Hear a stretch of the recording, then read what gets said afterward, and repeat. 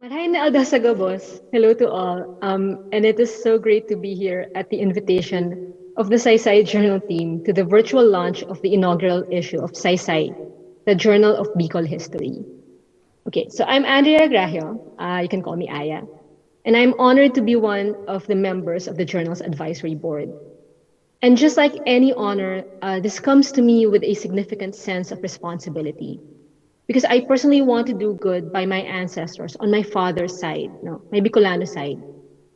My grandfather was one Johnny Ragragio.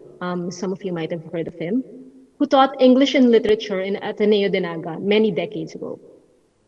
The important legacy that he left us and to me is this enduring passion for well-wrought words and stories that captivate and resonate. And grow up with stories I did. Stories of my grandfather's brothers who were in the Bataan Death March, and one of whom died in the camps in Capas. Stories of my uncle Clemente Ragragio, a civil servant in Albay, who was killed during the Marcos dictatorship. Stories of my grandmother's grandfather, Don Manuel de Castro, who built a shipyard and established the town of Magallanes in Sorsogon in the mid-19th century. And so even if I was born and raised in Manila, there were all of these figures and stories that kept me moored to this side of my personal history. And so when Stephen Acabado introduced me to Jai Rojeria and Earl Hernandez, the people who are really the ones toiling behind Saysay, and they told me about this project and asked if I could be a part of it, I immediately said yes. Listening to how they envisioned the journal and looking at how the Saysay Bicol team maximized all sorts of channels to disseminate and popularize historical knowledge on various social media pages, on YouTube, and they even make memes, it was inspiring and fresh and gutsy to be doing all of this in the middle of the pandemic. Which may beg the question, is this the best time to be launching a history journal? A journal, after all, isn't a one-off thing like a book. No?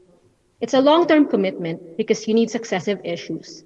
You need to line up authors. You need to solicit submissions. You need to invite reviewers and all of that work involved in crafting and then sustaining a journal.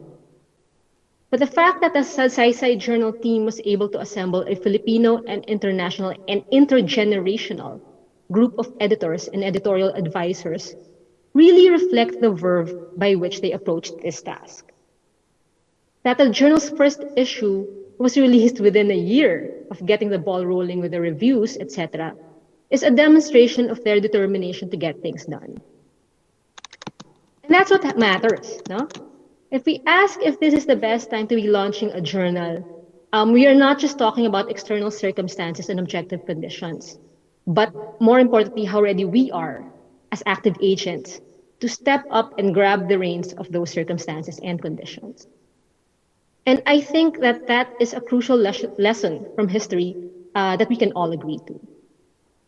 That said, I wish to invite everyone to support the journal in whatever way possible. Of course, subscribing to it will always be welcome.